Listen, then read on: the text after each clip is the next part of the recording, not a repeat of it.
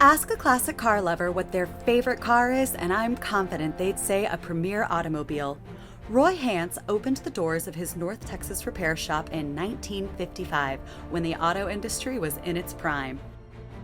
Hance's became widely known as a repair shop that provided high-quality repairs to its loyal customers. Over the years, how we contact auto repair shops has changed.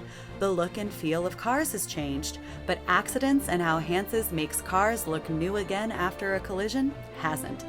When Rob Mays took over in 1995, he kept Hance's promises by continuing to serve customers at 4829 McKinney Avenue with the same quality and ethical working standards that have been instilled since 1955 and cannot be experienced anywhere else.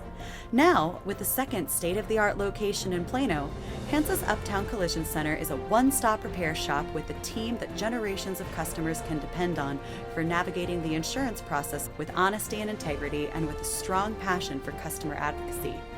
We're a family at Hance's, so whenever you need a repair from a dedicated team that is honest, upfront, and proud of the completion of their work, give us a call at 214-526-0316, where our number one priority is the relationships we develop with our clients since 1955.